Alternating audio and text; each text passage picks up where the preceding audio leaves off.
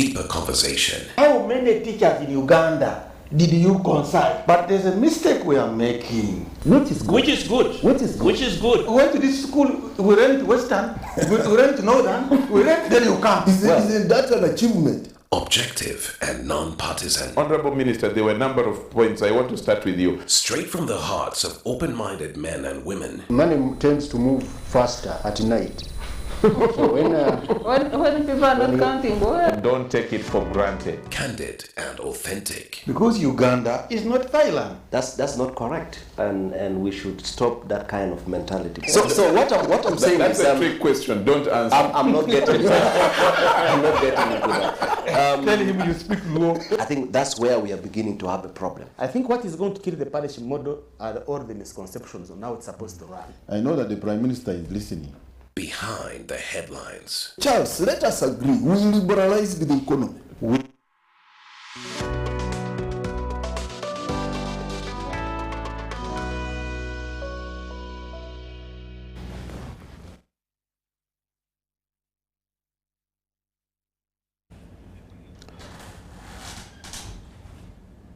A very warm welcome, and ladies and gentlemen out there, our viewer, I want to welcome you to this edition of Behind the Headlines. This Wednesday, the 17th of May 2023, we are now into the second, into the final quarter of the 2022-2023 financial year. And of course, we are entering also, we are now right in the middle of the second quarter of the calendar year, May right in the middle. Today, I want to welcome you to yet another topic where we look at another national issue. We are asking ourselves how we are doing. Are we doing correct? Are the managers of this economy, of this nation, doing the things they promised to do? Are they taking us on the correct path? Or are they faltering here and there? Are they gambling? We are going to be asking all those questions in this discussion that we are having right now. And the topic we are asking ourselves today is 2 years into the 2021-2026 NRM manifesto or NRM promises. How has the journey been so far? How is the ruling party doing so far, and against what they actually promised? In other words, I will be asking some of the leaders here, the party leaders who have joined us this evening, to mark themselves. I'm going to give them that temptation and the task, and then we shall see what marks we can give them. To discuss all this, let me start from the extreme left. We have the Honorable Dr. Chris Baryomunsi, Minister in charge of ICT. Most importantly, he speaks for the current government. Doctor, you're most welcome to the show. Thank you very much, Charles, and good evening, fellow panelists, and good evening, viewers. I am happy to be here. Thank you so much. Yes. And we are happy to have you too. Thank you. Next to him, maybe before I go to the next guest, Honorable Baryomunsi is the Vice Chairman of the NRM in charge of Western Uganda, the entire Western Uganda, and that's why he has to come to discuss, to have these discussions. So I can as well say about Western Uganda Nabaramusya.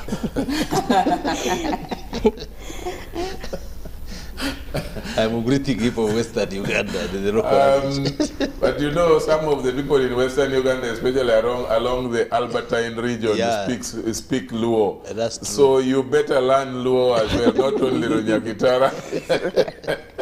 That's true. The areas of Masindi, Kiryandongo. Exactly. Next Nations. To Honorable Dr. Baryomunsi is the Honorable Mike Mukula, Captain, Flight Captain Mike Mukula, former minister, former MP, is currently NRM Vice Chairman in charge of Eastern Uganda. The Honorable Mike Mukula, told me that since COVID he has feared to come to a show, and today we managed to squeeze him out of his house. Honorable, we are very happy to have you. It's a pleasure being on UBC once again, and I must say that I welcome the panelists, and it's my pleasure to be hosted on UBC. Thank you very much. It's our pleasure too. Next to Honorable Mike Mukula is Dr. Florence Baiga.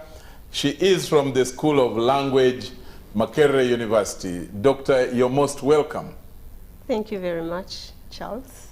It's a pleasure and an honor to be here at UBC. Good. And good evening, fellow panelists and the viewers. Thank you very much. And finally, we have the Professor Sarah Sally, Dean of Students, School of Gender and Women's Studies at Makerere University. Professor needs no introduction on this show. She has been here and is part of the discussion tonight. Professor, you're most welcome back to the show. Thank you very much, Charles. I'm the Dean of the School of Women and Gender Studies. Good evening, panelists, and good evening, viewers. Good. Thanks a lot. Maybe for some of the people who are watching us, people who follow the politics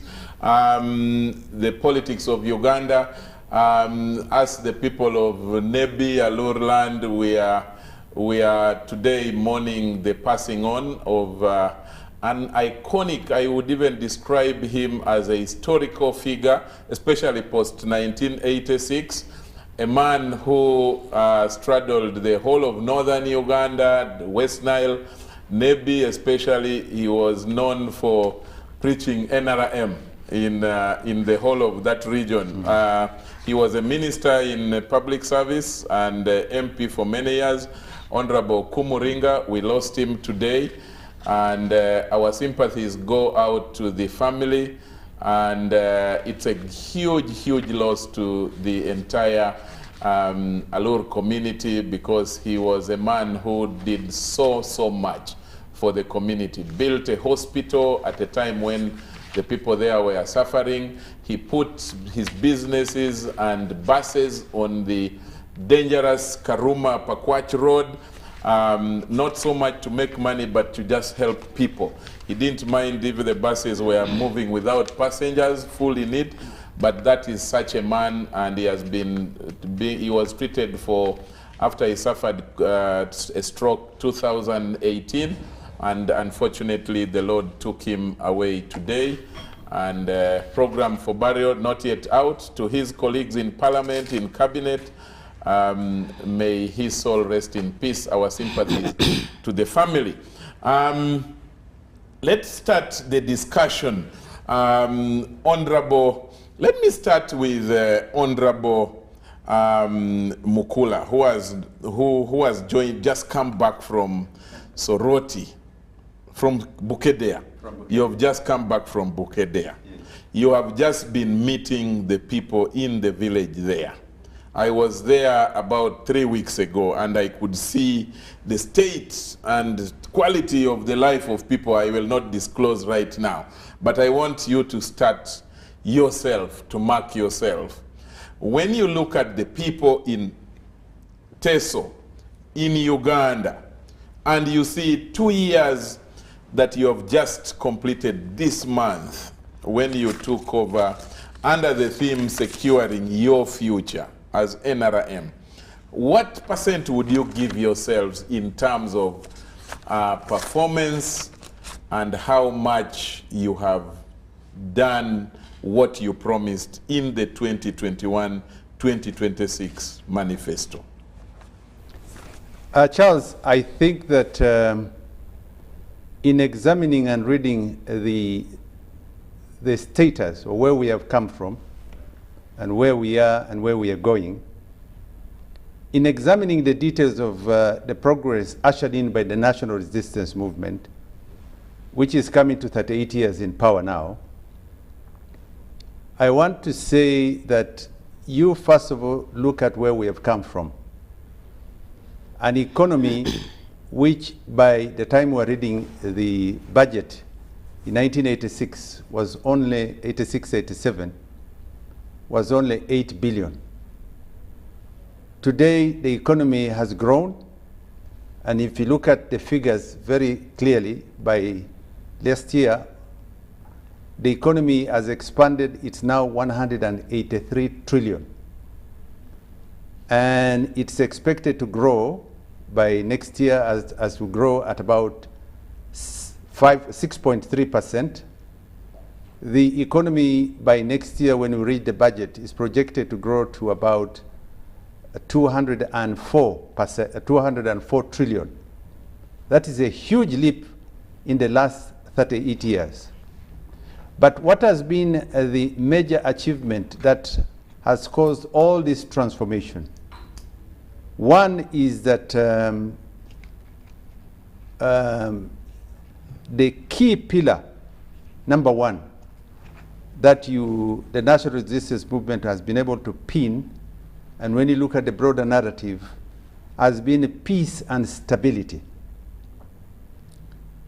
By 1986, the whole country was unstable, and you note that from 1986 to date, the national resistance movement under General Museveni has been able to defeat 14 major groups that had attempted to overthrow the constitution, and also is pursuing the total disarmament of Karamoja. The president today is in Barlege and meeting the members of northern Uganda, and you'll note that Karamoja, by the time I moved the motion in 1996 in the 6th Parliament, Karamoja had an estimated number of guns projected to be between 60,000 to 80,000. And if you look at, and that is more guns than Kenya at that time had in the army, police, and prisons. Combined. That's a huge number of guns in 10% of Uganda's land area. And they were causing problems right from the Acholi sub-region, Lango, the Teso, Bugisu, Sebei, and now the Karamoja internally, as it were. These were the Karachunas. Now, what has Teso, when you look at Bukedea, answering your question, what have we been able to achieve out of the stability we have now? Because the country, for the past time, UPDF is enjoying a peacetime army.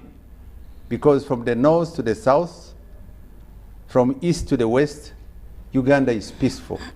So this is infrastructure number one. Number two, when you look at the Teso sub-region now, when you look at the life of our people in the Teso sub-region where you are asking, Bukedea, for example, if you passed this region about 20 years ago or 30 years ago, you'd see a sea of grass-thatched houses. But if you fly over the helicopter and you have you have an overview of what has taken place in Teso, you'll see that more and more people, because of the peace and stability of the region, are now having permanent houses. And when I was in Bukedea yesterday, I was able to tell the people that this transformation has brought a number of things to the region, particularly the Bukedea sub-region, if you looked at it. We now have a large irrigation program, one of the largest irrigation programs in the country, out of the gravitational flow from the Kapchora or the Sebei region. That's a major achievement for the people of Bukedea. The whole entire, most parts of Bukedea have rural electrification. And you'll note that Bukedea as a region, as a district, has now been able to capture and see to it that people are now able to have access to electricity. This is a major achievement. Clean water, water for production and water for human consumption. You'll note that the country has been able to achieve a lot, and Serere, Bukedea as it were, has got a coverage which, if you look at the national average, is about 70%. This is also a major achievement. When you look at the quality of life, Dr. Baryomusi will tell you that the introduction of primary health care has been able to bring many young children who would have lost their lives before the ages of 1, 5, and so on. The infant mortality in Bukedea and all the entire country has come down tremendously because of the immunization, which is being provided for free, and that is under Universal Primary Health Care Program. In terms of education, you will see that these are the thematic areas that have been compounded in the manifesto. Education, the areas have had a number of primary schools under universal primary education, universal secondary education, and you'll see that many of our children are now able to access tertiary and university education. This is a very major achievement in terms of the human resource base. Now, all over, when you look at the broader aspects, what am I saying? What is the narrative? What is the discussion on the table?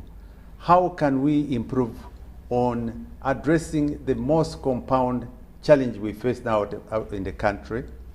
Take into account that 80%, about 80% of our population, which is close to 45 million or thereabouts, is below the 80% is below the age of 30 years, and 50% is below the age of 16 years, meaning that 22.5% of our population are young children.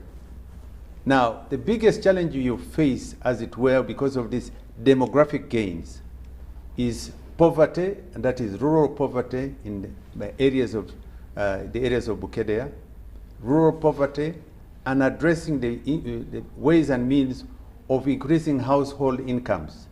And that's where you find that you come up with programs that government has put into place in the manifesto. A manifesto is a socio-economic contract which is drawing the policies of the country. Yes. First hold it there. The programs were to answer some of the issues. We are going to come to just after this first round. I needed you to first set that base in terms of what you think that you have been able to achieve. I will come back to that shortly. Thanks a lot. Honorable Baryomunsi, your colleague has rolled out a number of the good things that you have so far done. He didn't, though, give himself the marks. He just talked about 70% of one of the areas, especially in the quality of life. Let me come to you generally, an overview of what you think you have done. Okay, thank you very much. In your preamble, you put a question whether is the government merely gambling with the implementing what it pledged or not.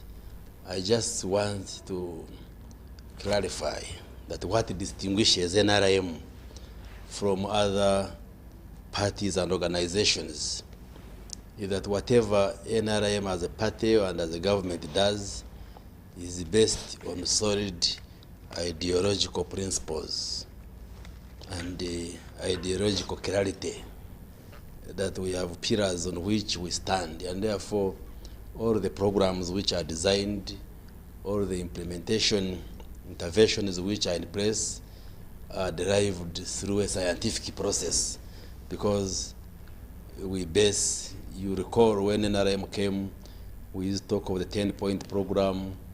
It was expanded to 15-point program, but sometimes we condense it into 4 ideological pillars, one of which is socio-economic transformation. So all these programs are built on sound ideological principles. And like my colleague has said, at times it's difficult to delineate what has been achieved in 2 years without looking back, because NRM is a government of continuity, and we build on what has been ongoing. So suffice it to say that it becomes clearer when you look back at how the country was 38 or so years back and what has been achieved over the period. And from a technical standpoint, these can be measured through impact indicators to show whether there is positive progress or whether there is stagnation or whether there is retrogression. These can be measured. And I'm sure, as all of us know, the indicators show positive progress, whether you are looking at the maternal mortality, infant mortality, as Honorable Mukura was saying, whether you look at the life expectancy at birth, whether you look at all these indicators, poverty levels, there is appreciable progress over the years. And therefore, those who usually say, oh, NRM has done nothing, oh, there is nothing visible, I am sure even those who have vision problems can still palpate and feel the progress which has been registered. Now, coming to this period of assessing the implementation of the manifesto, we are marking 2 years since Ugandans went to the polls. And to us, we feel we are registering progress, as we say, steady progress in NRM. Our theme during the campaigns was securing your future. And we still strongly believe we are on course in terms of securing the future of Ugandans, in terms of addressing the quality of life of Ugandans. The government of NRM has invested much in infrastructure, for instance. When you traverse the country, you can move from corner to corner, whether north, south, east, west, and you are moving on good tarmac roads. Save for the heavy rains which have ravaged some of the bridges like Katonga, but by and large, you can move from Kisoro to West Nile to Karamoja to Bukedi, back to the center here, without touching Maram on tarmac roads. And I have done that myself. When you look at electricity, electricity has been extended to all districts, and now we are struggling to make sure that electricity reaches all sub-county headquarters and then beyond the sub-counties so that the rural homesteads can access electricity. Safe water and many other services, educational infrastructure and services, health services. There has been a huge expansion to address issues of access over the years. No doubt, I'm sure all of us see.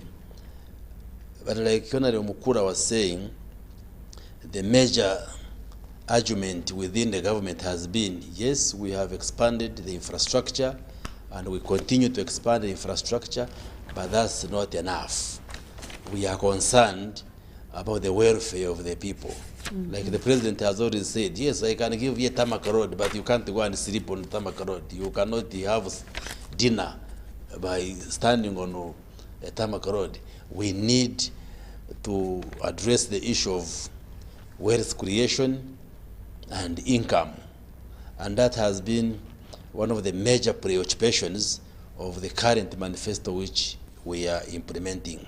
You did promise that we shall delve into details of these programs, because like in the manifesto, we did pledge to review these wealth creation funding mechanisms by looking at OW's Operation Wealth Creation, NADS, and some of these funds which we had established, and did pledge that we shall start a flagship program of the parish development model, which is a departure from the way we're handling the other funding programs.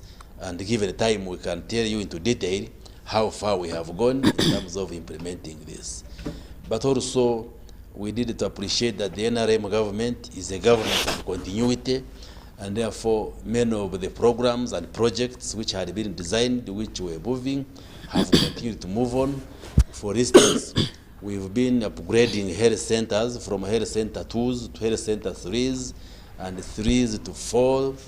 We have been constructing seed schools because the primary education policy that we run is that every sub-county should have a government school, secondary school, or government-aided secondary school. That's why you will find a lot of construction of city schools, of secondary schools in the sub-counties going on.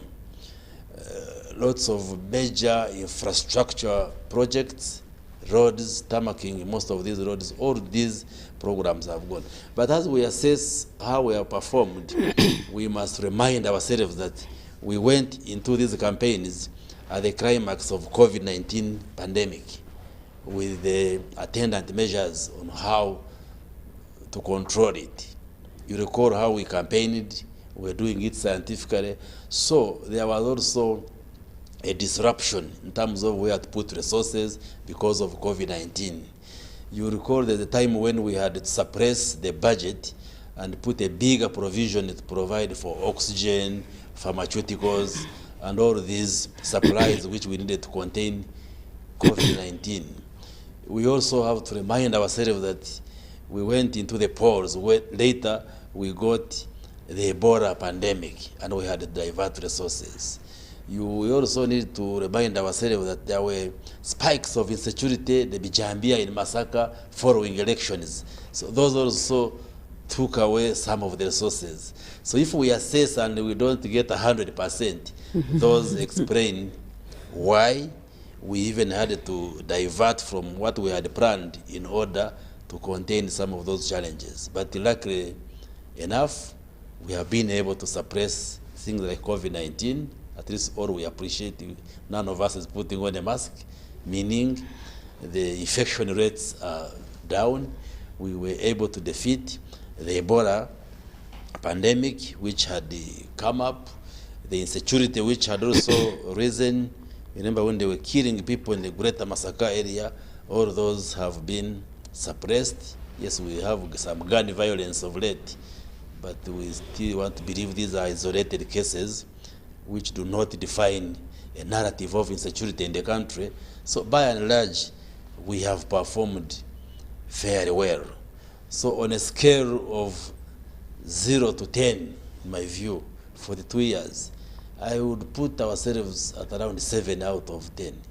Okay. That's my assessment. Which would, if you, we have teachers here, if you are a student in the class and you get 7 out of 100, you'll be promoted. So we are fit for promotion in my own assessment. Why not 10 is what I have said. COVID-19, Ebola, insecurity, so it had to call for suppression of the budget and diversion of some of the resources which could have delayed attainment of some of the targets which we had set within these 2 years. We are speaking about 2 years out of 5. Okay. Thank you. But let me... Thank you so much. If you would want to, let me be as accurate as I can be. One, we had 403 commitments in the thematic areas. And out of those, we have so far achieved 94 in the 2 years. Okay.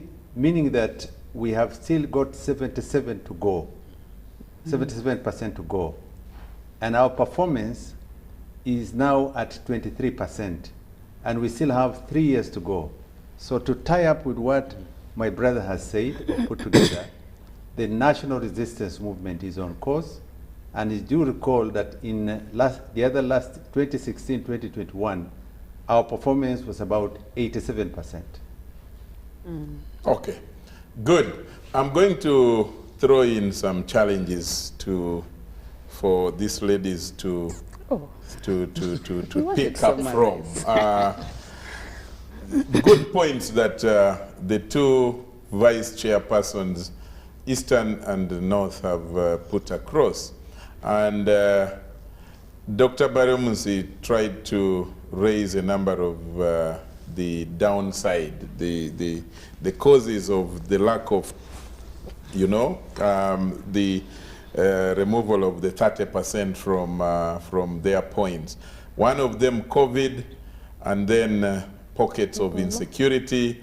And Honorable Mukula referred to the president being in Lango right now as we talk. It is because of the escalating cases of rustling in that part of the area. which is causing more insecurity.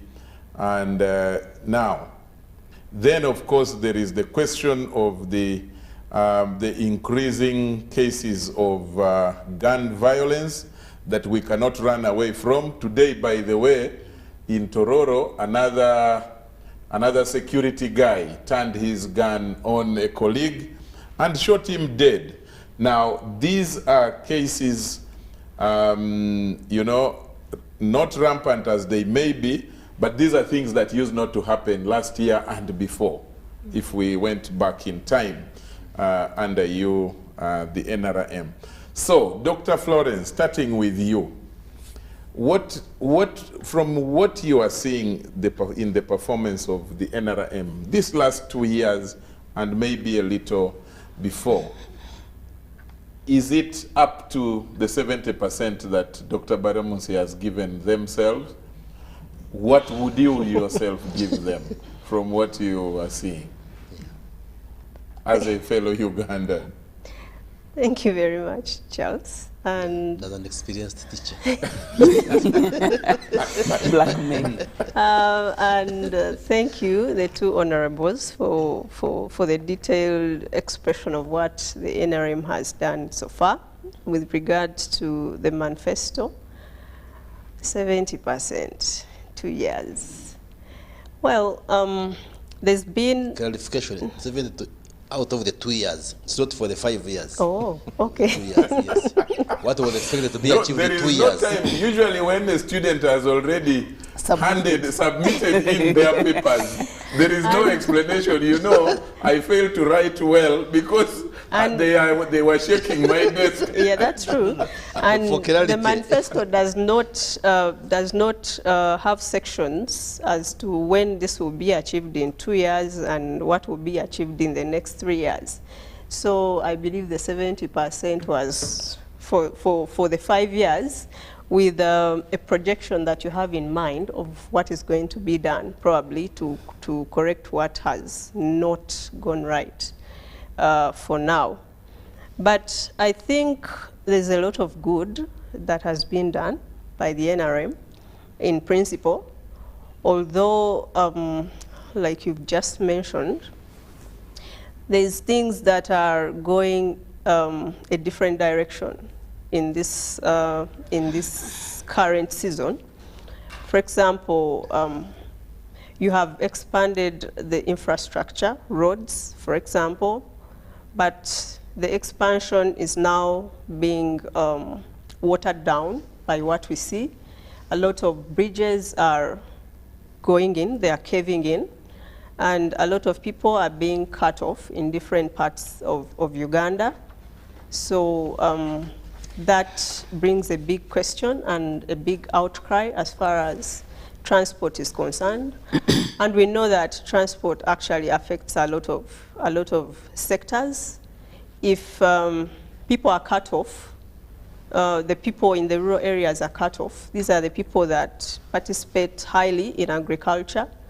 So that means they cannot sell their produce. That means we, the urban dwellers, cannot get food. That means people cannot go to the schools that have been set up for them.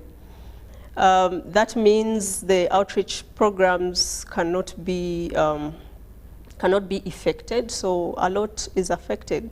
I don't know why the roads are caving in. Probably the technical people are doing a more thorough research, not to just rebuild, but also to find out what causes this. Whenever we have heavy downpours, then we have bridges actually being driven away and people suffering. And apart from that, then there's this the gun violence that is becoming a threat. Previously, we had Vijambia, and people were very worried about that. And now it has graduated to a more technical weapon, which is the gun.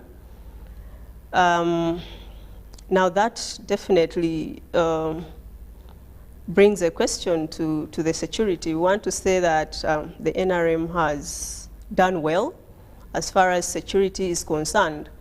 But if the people who are holding guns to secure us, if people who are holding guns and are trusted with the safety of property, the safety of the people that they are employed to safeguard, are now turning against those people, they are also turning against themselves, because twice we've seen security people turning against their own colleagues.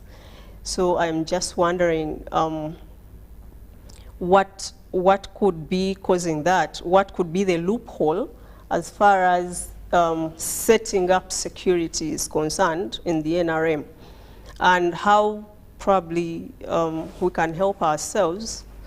I was thinking that probably there's too much freedom of holding the gun in Uganda.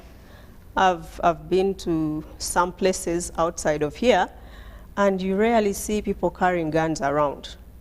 And those places seem to be quite secure, but I don't know what here in Uganda the belief is as far as guns are concerned. But I think now we can rethink, even as the manifesto is already set and a lot of points have been designed, and this was used to tell Ugandans about what NRM can do. I think there is always a chance to review what was designed and to look at the current situation, just like it was for COVID and Ebola outbreak, and see probably how the NRM can regulate the use of guns, and who should hold a gun, when should someone hold a gun, how they should use it, and probably what can happen if someone misuses a gun, so that even those who are holding the guns can know the consequences or the principles that guide their holding of those weapons, and probably what can happen to them if they misuse those weapons. So the security and the transport are they are the veins of development.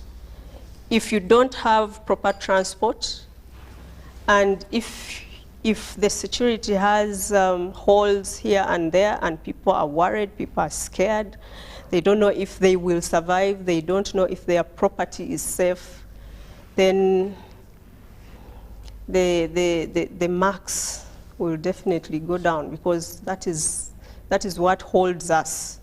Transporting, moving from place to place for whatever reason, and then being secure wherever we go and wherever we are at all times. So that is what I can say for now. Okay, good.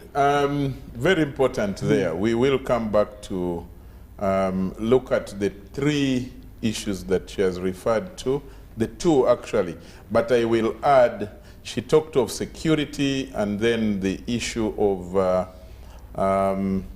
she talked of security and infrastructure, but at an appropriate time, I will add the third one, corruption or accountability, which is a huge animal in the room. And, but let me first come to another teacher to weigh in on how you have performed.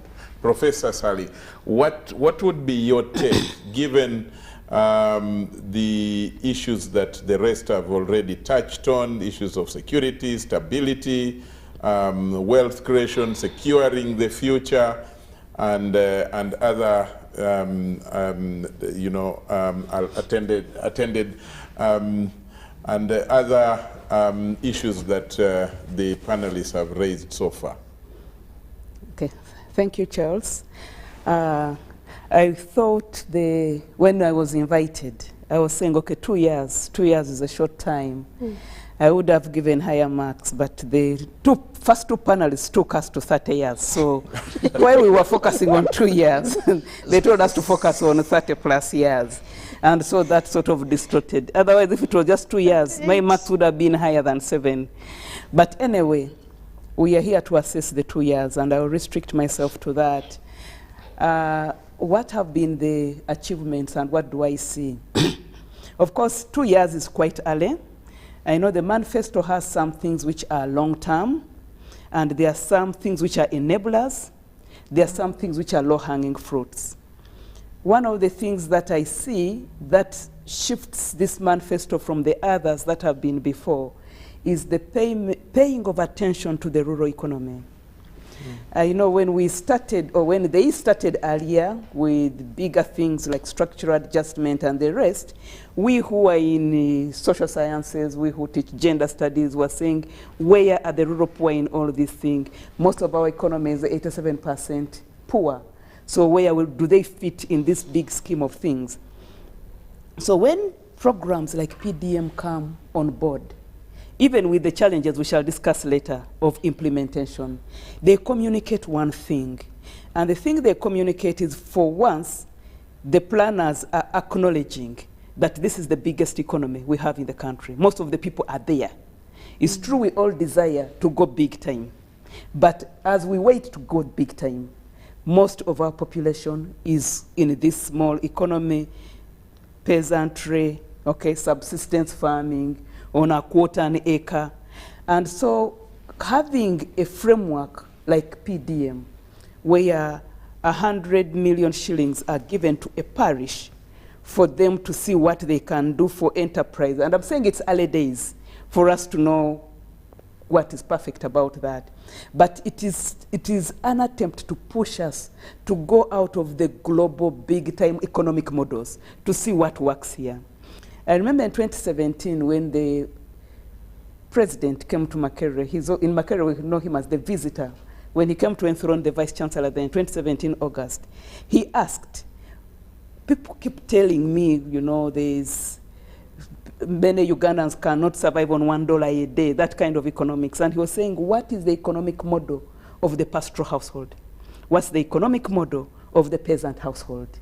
And he was saying, one day I want to be invited to come and debate the economic model that runs the Karamojong household, because there are people there and they are surviving, and we cannot, divorce them from the economics we teach, because that's the economics which we are with. So going PDM is a shift, even academically, to force people to think, what is the economic model? Whether we're talking about PDM or we're talking about 4-acre model. As I said, it's still early days, but we are going to see how things work. It is an acknowledgement that while people are still stuck in rural areas and in peasantry, mind-wise they have shifted into a mercantile era. That's why you go in a financial sector or something like that. That's why you can go to the villages today, and the villagers would have given you free things in the past, no longer give you free things, because all of those things are now commoditized. There's no longer free labor in the villages. There are no free items for them to give you because you have come from Kampala. They are selling many things. They count the cost of their chickens, they count the cost of their eggs, they count the cost of their passion fruits. So while they have gone like that, so PDM is one of the vehicles to enable them to actualize, because while that sector exists, the banks are not ready. The former financial institutions are not ready to go there. So government has taken the first leap into that sector to say, let us invest, let us see if we shall get returns, because it's supposed to be a revolving fund. So shall we get returns? If it works, we shall document. If it doesn't work, we shall also document. So that is one thing that I think I applaud the shift with the current manifesto. The other thing I can comment on is education, because in education there's been a serious attempt to try and make the education sector more viable beyond. Of course, we have always been critiqued, we who are in the education sector, for not being relevant to the local economy. And our response to government has been that the research we do, like us in tertiary institutions, is foreign funded. So what has happened in the last 2 years is that there are research and innovation funds coming into higher education sectors. And as I said, 2 years is still early, okay? At lower level, we are seeing an introduction of competence-based and skills-based education. And at technical level, we are seeing the certification of labor. Some years back, I think it was 2018, we had an oil and gas conference in Makerere. And one of the things the expert from Entebbe said is that they were even having to import labor or people who drive the forklift, people who are welding, because Uganda didn't have them. So if we now go to our vocational and technical institutions and then certify them, that will make our labor very competitive, because we can export labor. And then maybe what we are seeing happening, and the biggest outcry of our girls who go to the Middle East, probably will reduce, because maybe they will be more certified and they will be able to do that. Of course, health, Honorable Baryomunsi has already commented a lot about health and the expansion of the health industry, whatever. I think what remains is something like industry. I acknowledge industry is long-term, but there are some times when you move around this country and you wonder, maybe we couldn't think better. I've always wondered about the trucks that leave Bulambuli with the rocks, that leave Elgon with the rocks, coming to Namambe to do cement. And as the trucks are carrying these rocks, of course, they are doing the wear and tear of the roads, and maybe that's why we have problems with some roads. And sometimes you wonder, isn't it better to have a factory in the Elgon zone so that we ship a finished product to Kampala? And then you would also create jobs there. Instead of shifting the raw material, you leave the area as an area of natural resource extraction and nothing more than the use of peasantry. And also, I think one other thing we need to pay attention, even while we are here, is the issue of the urban poor. A lot of focus has been paid on trying to see how do we make the rural poor survive. But maybe we haven't paid enough attention, or enough attention has not been paid to the urban poor. So some of the things we are seeing as gun violence, as people on the edge, could it be because the urban poor are resource constrained, but they don't see hope? That when you just have an argument with one person, you use what you have. And of course, the gun violence gets reported. But the mob justice in urban poor areas or depressed areas or slums goes on a daily and is not being reported. The other day, just a young man was killed somewhere in Kabalagala because he greeted people who were suspected to have stolen, and he was killed.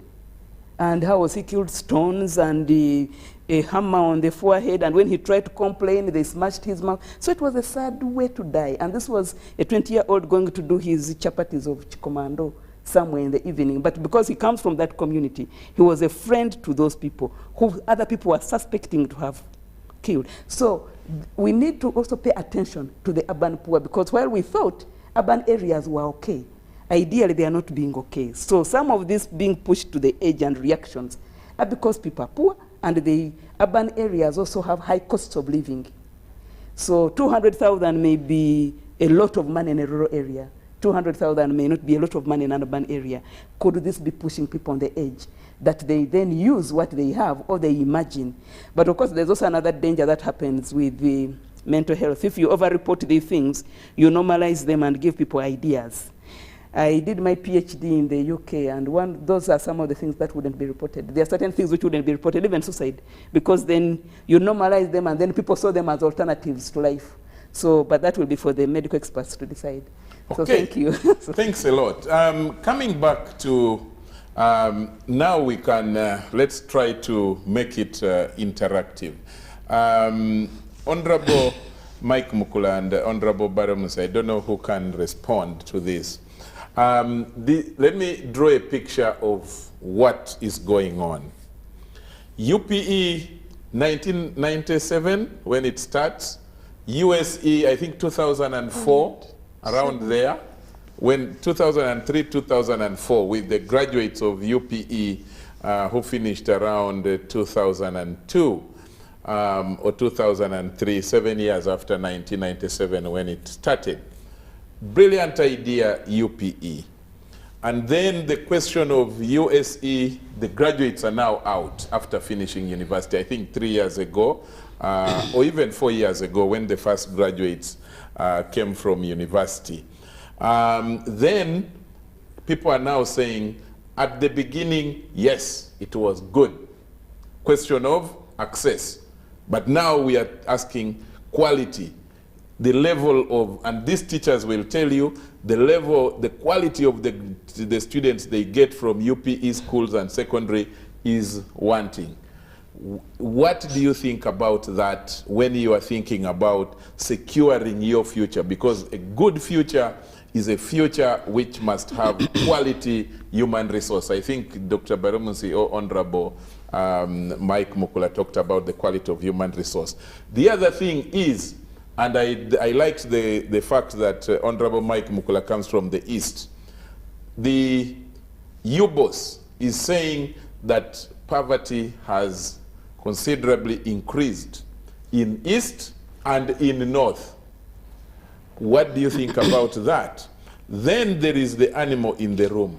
Corruption is now at its worst. Is it only that it is being more reported now with the more media forums coming up, media spaces, or has it actually gotten worse? What do you think about that? But also the question of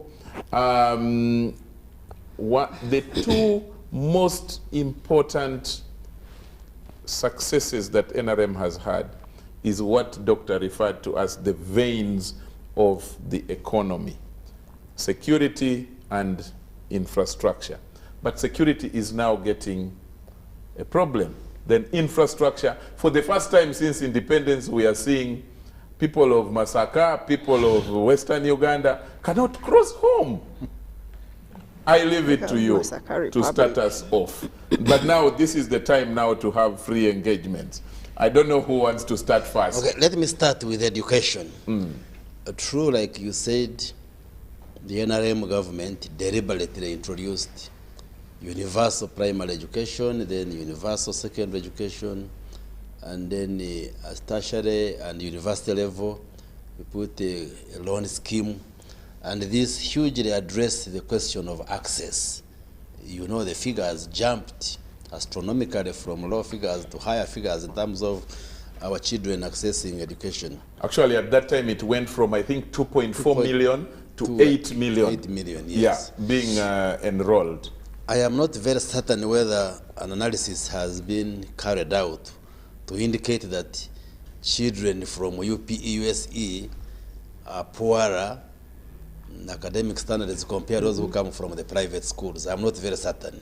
These teachers but I know tell us in their engagement. The UPE, USE schools have been performing as well.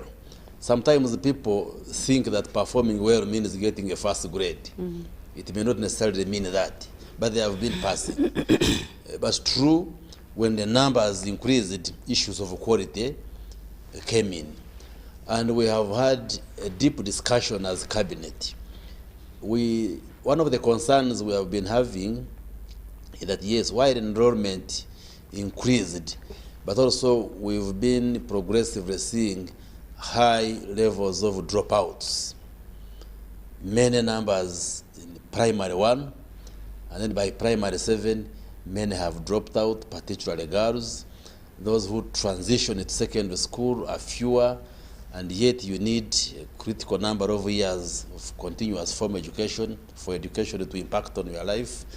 And we did task the Ministry of Education recently to carry out an assessment and provide recommendations to government on what it takes to make sure that the UPE and USE are free and compulsory.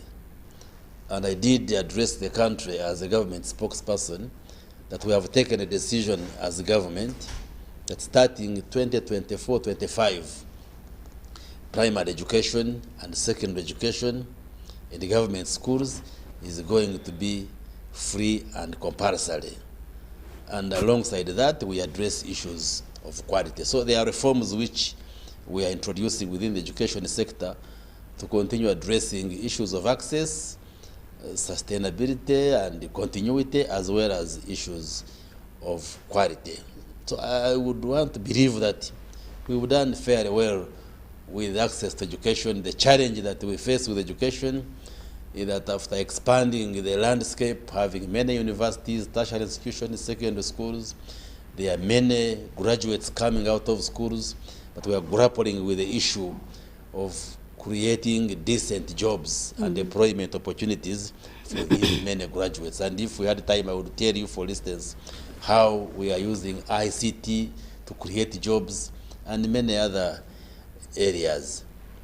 So there are those reforms which we are looking at in the area of education. Now, the other area which you raised was the issue of Poverty. Yes, poverty. Poverty increasing. Again, when we stretch you backwards, the figures indicate poverty levels have been coming down. If I can just use two indicators. That's across the country broadly. Yes, broadly. And I will come to the specific but causes also. incidentally, in East and North, it has gone up. Well, I think, let me start with broad figures. We know that in the early 90s, the proportion of Ugandans who lived below the poverty line, as they say, was 56%, was estimated at 56%. And this fell to 19%, then there was a slight increase to 20.3%. So now we put at 20.3.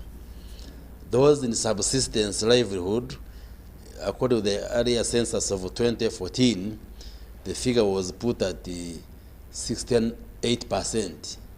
But the recent figures from UBOS indicate that this has sharply come down to 39%. So you can say in the area of fighting poverty, there is considerable progress. Although, of course, there is the regional variation, like we are saying. The north and the parts of the east, it is understandable that, like the greater north, for about a quarter century, there was this huge social disruption because of the war and rebellion in the north. But you can say, since the guns went silent, that part of the country, I think there has been recovery. And even when you look at some of the indicators we use, there is one indicator in economics we use called the Gini coefficient, which measures how regions relate. I think that coefficient has been coming down. The gap is getting narrower. Although, of course, like you said, the north and partly the east still remain relatively behind compared to the central Uganda and the western. But they are catching up when you look at the trends. One of the reasons why, like in the east, I think one of the poverty assessment reports of 2016 there were issues of climate and vagaries of weather causing food shortage and food insecurity that explain the slight rise. But overall, I think there is great progress across the country in terms of fighting poverty. And like Professor said, if we really put our foot on some of these measures like PDM and make sure that they function and they work, we should be able to see better results in the years to come. Finally, the issue of corruption. We remain committed as a government to pursuing a policy of zero tolerance to corruption. Is corruption increasing or there is more reporting? Maybe it is more of reporting and more vigilance. And the government remains committed. For instance, there has been this scandal of iron sheets which has dominated the public space, which is not necessarily really a huge corruption scandal, but I think it played hyperbolic in the media. But who brought that issue? It was a government agency, the State House Anti-Corruption Unit, which unearthed this scandal and brought it to the fore. Not even the media, but it was a government agency itself, showing that government remains, State House agency and ISO and the intelligence service of government are the ones which brought this to the surface. So showing that government remains committed, but our message and appeal is that for us to successfully defeat this cancer of corruption, all of us must participate at whatever level we are playing from.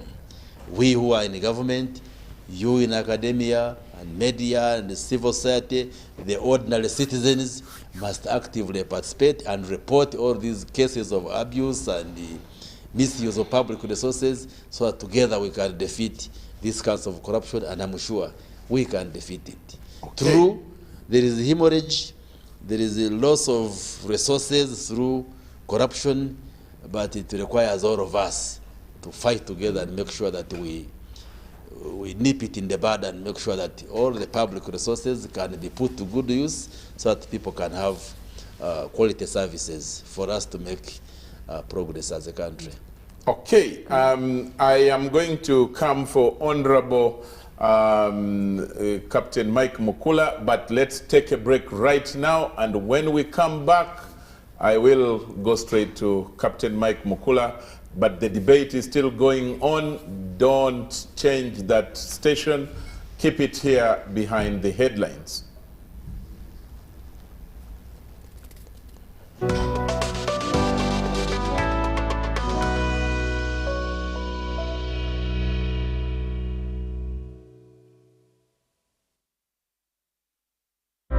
Ebiseera by'okuzzaayo abaana mu masomero tebiteekwa kukaluubiriza n'akatono.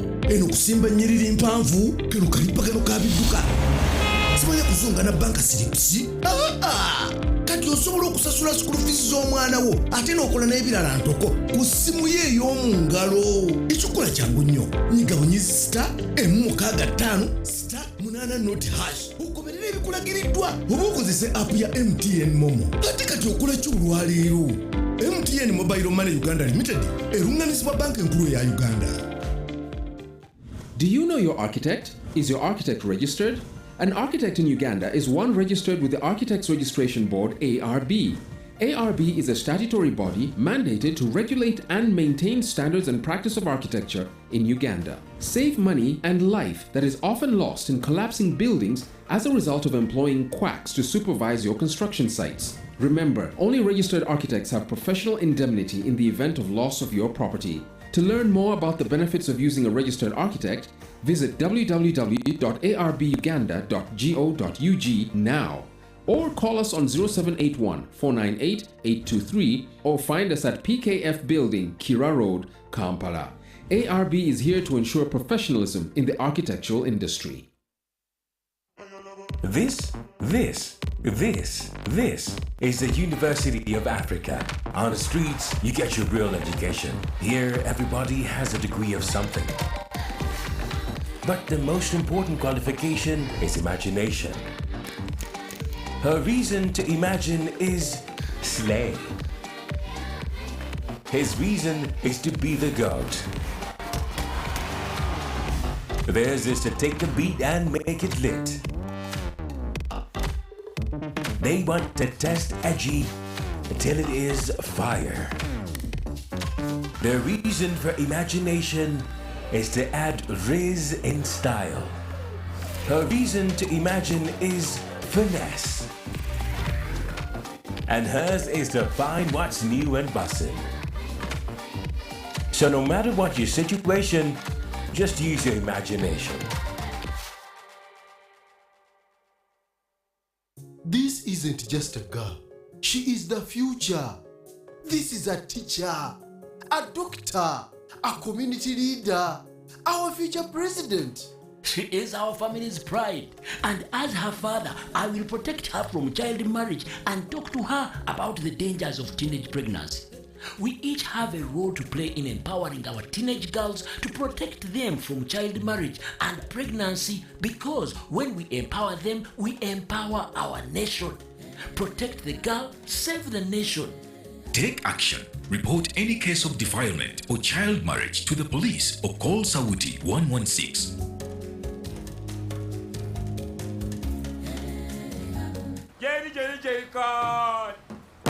Jerry card. Hey, Master Blaster. Touch him, man.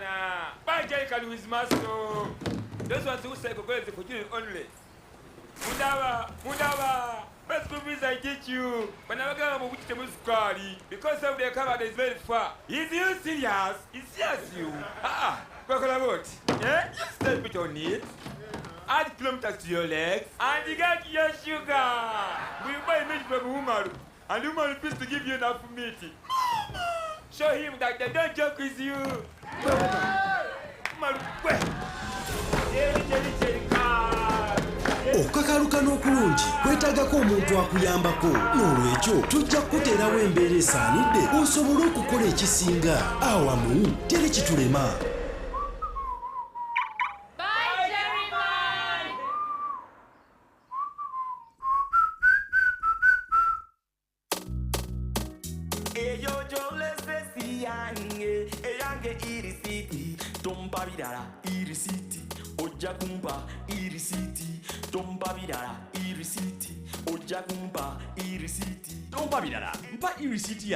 That's right. Insist on getting your e-receipt. It's your ticket to fantastic prizes, including motorbikes, laptops, fridges, and a fully paid 6-day safari for 2 in Uganda. Take a picture of your e-receipt, upload it to the URA website or mobile app, and you could be the lucky winner. The more receipts you upload, the higher your chances of winning. Terms and conditions apply. More details on our social media channels. Uganda Revenue Authority. Developing Uganda together. Did you know that you can safely and conveniently make your school fees payments anytime, any school, anywhere using Airtel Money? Oh yes! Simply pick up your phone and dial *185#. Select option 6, school fees. Choose between School Pay, Peg Pay, or Shore Pay. Enter student number. Enter amount, confirm name and transaction. Enter Airtel Money PIN. A confirmation message will be sent to you upon a successful transaction. Airtel Money. Instant, secure, borderless.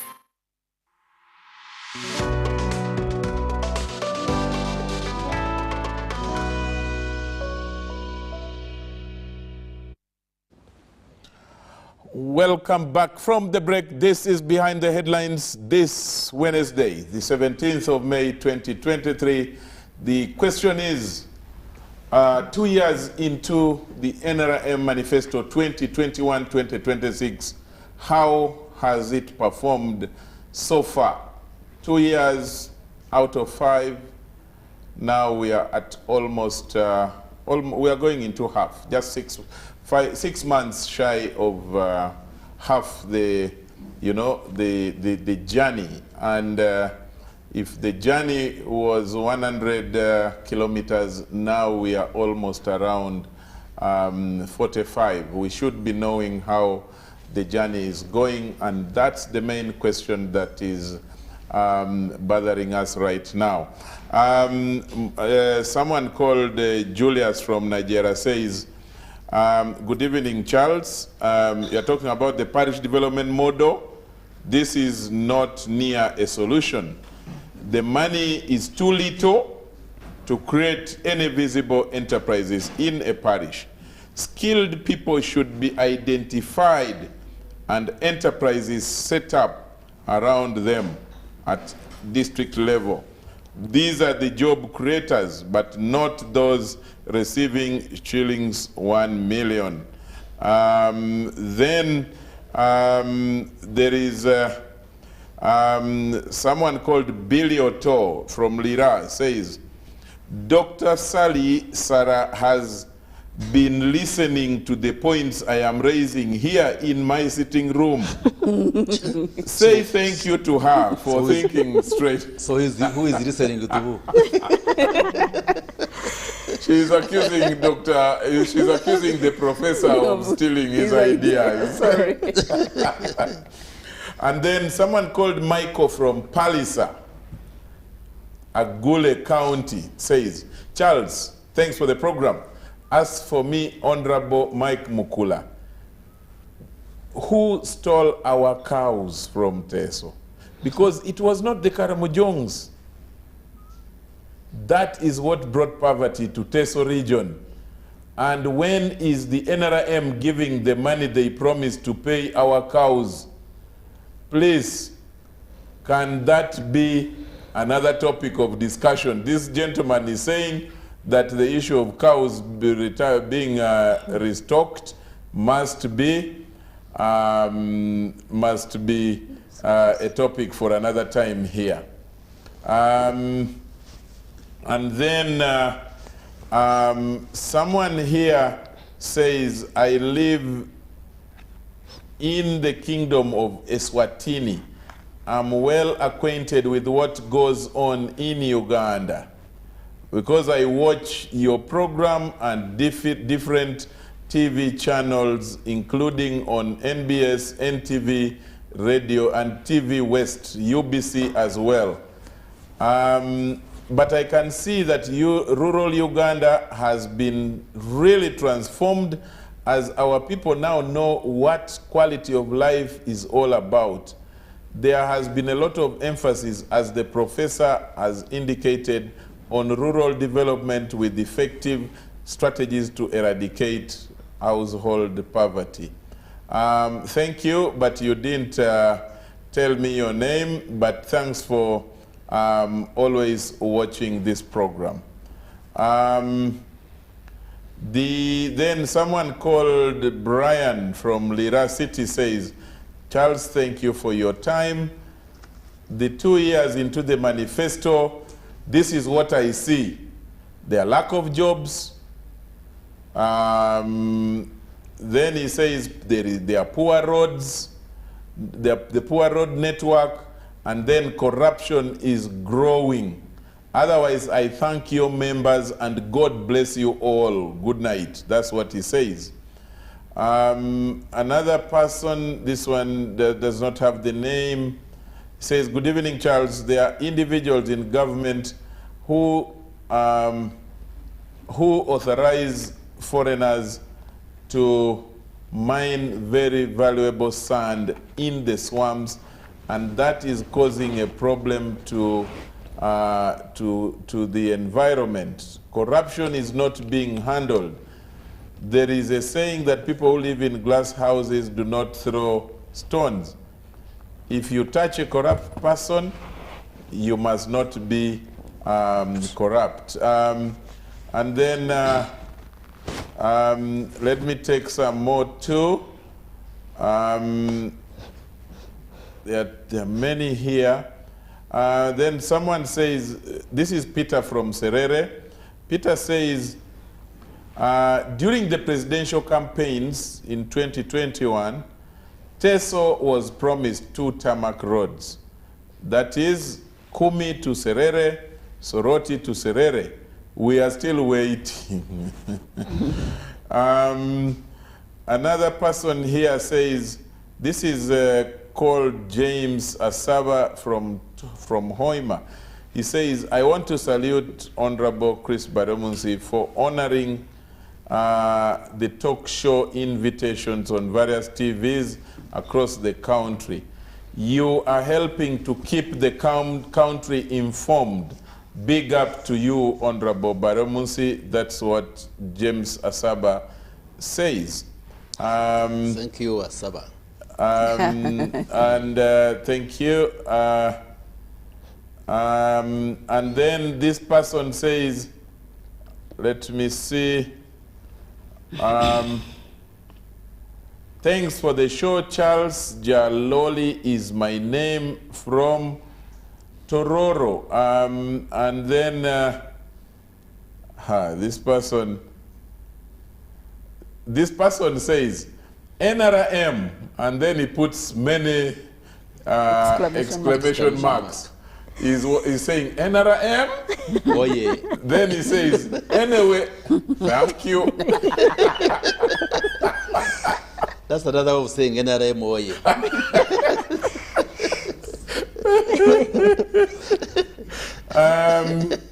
There is someone called Sunday Nyarwa. Sunday Nyarwa says, thanks for the program, Charles. The manifesto is on course, but corruption is too much and is a hindrance to any progress. Peter Sunday Nyarwa. Thank you, Peter. I think let me come back to the studio. There are so many questions that are being shared. I will come back to them later on. But let me bring back Honorable Mike Mukula into the discussion and the rest, of course. The question of the promises that are made, and you made very good projections, Honorable Mike Mukula, but those projections are only good if they are implemented. And the problem is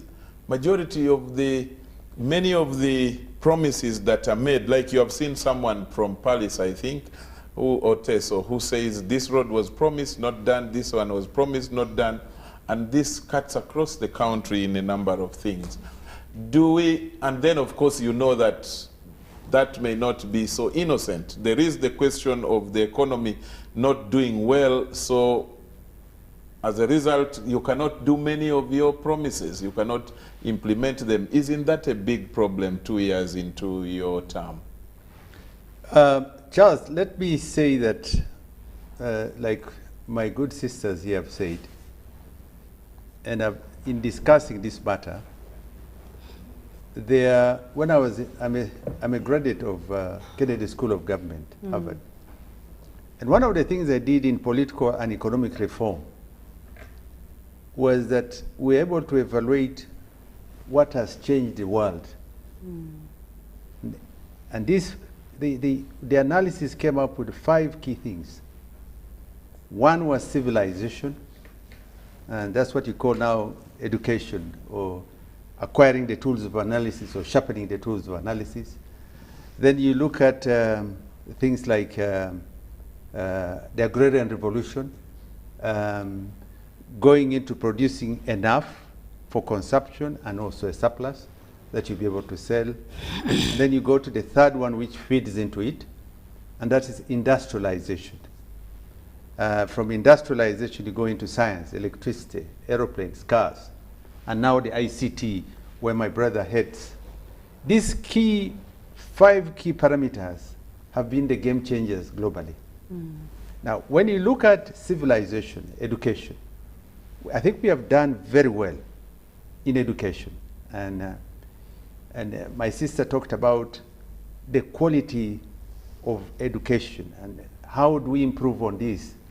And you will see that in these areas, and when you look at the manifesto of the National Resistance Movement, 2021-2026, there are 5 thematic areas. And these 5 thematic areas include education, include a number of other factors that we are addressing as a party. Now, in terms of performance, and these are the key areas we want to look at, you look at, for example, security that my sister talked about. In terms of security, the movement, the National Resistance Movement under President Museveni, has tackled what you call, and what Honorable Baryomunsi discussed earlier, and said, if you look at the North, for a quarter century, 25 years or thereabouts, the whole North was almost paralyzed. You had Uganda Rescue Front Part 1 and 2. You had West Nile Bank Front Part 1 and 2 under Juma Oris. You had Alice Lakwena, who came all the way to Busoga here. She was defeated here at Magamaga. You had Kony, who was threatening the whole artery of the North, and he was rolled out when he came into Teso by the UPDF in 2003 on the 15th of November, like a carpet to Central African Republic, 2,000 kilometers, never to come back again. This was a wave of insecurity. Then you had you had also UPA in Teso for 7 years under Peter Tai. You had that instability in as a result of the illegal arms by the Karachuna in the Karamoja area that the president is dealing with now. When you put all this together, you can see now, when you talk about, Charles, when you talk about the poverty in the north and northeastern part of the country. War does not create progress. It destabilizes the social, economic stability of a country. And that's why you find that countries that have gone to war, like Libya, like Iraq, and so on and so forth, have never been the same again. But I'm happy that we have peace and stability. And when you look at the poverty indices, you will see that whereas the West, some part of the West, did not go through war, they have remained progressive. There's been progress. But in terms of intervening in areas where there was instability, we had Uganda, northern Uganda, NUSAF. You had NUSAF 1, you had NUSAF 2, NUSAF you have 3. NUSAF 3. You have also had Operation Wealth Creation. You have also had now Entadikwa. Now you have parish development model. If you look at the whole entire framework, to date, you will notice that about 9,000 parishes have got the PDM money. That means that almost 90% of the money has been drawn to address these factors that have caused the social economic instability and the imbalance in incomes, to try to bring them into the money economy. This is a very critical factor.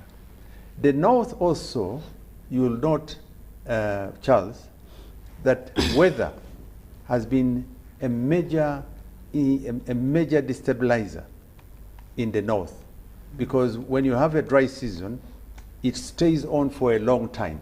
Yeah. When you have rains, you have El Nino, and that El Nino sweeps out the crops and creates the uncertainty in terms of production. But obviously the national resistance movement did not have a dialogue with God before to say that we can avoid El Nino and we can avoid bad weather. So when you're drawing a manifesto, you expect everything to be, all expected to be good. What is the bottom line here?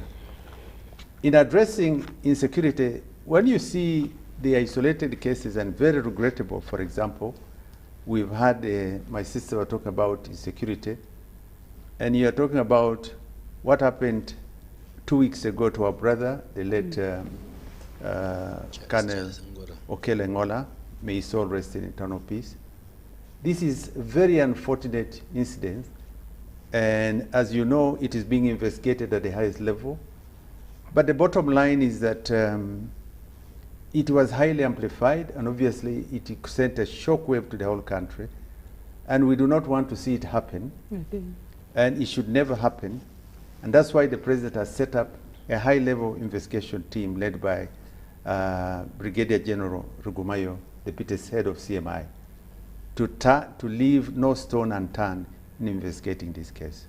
The issue of Sabiti, who has already been arraigned in courts of law from the police, that's again a matter which is before the courts of law, and I think that it sent shock waves because it is not something that people had expected. Or the police officer. Yeah? The police officer who killed Ivan. Ivan. The one who killed the Indian. The one who killed the Indian.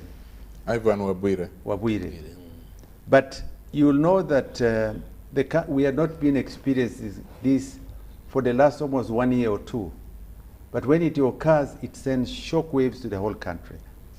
But I think that in dealing with insecurity, these isolated cases should not mar the whole good image of the security apparatus of the country. You will note that the killings that were taking place and the mayhem and the carnage which was being meted on the people in the North at that time was so heinous, and it was massive. In one of the battles that I did recall, because when I moved the motion in Parliament, at one point the Maseniko, in a fight between the Maseniko and the GA, 694 people died in one battle.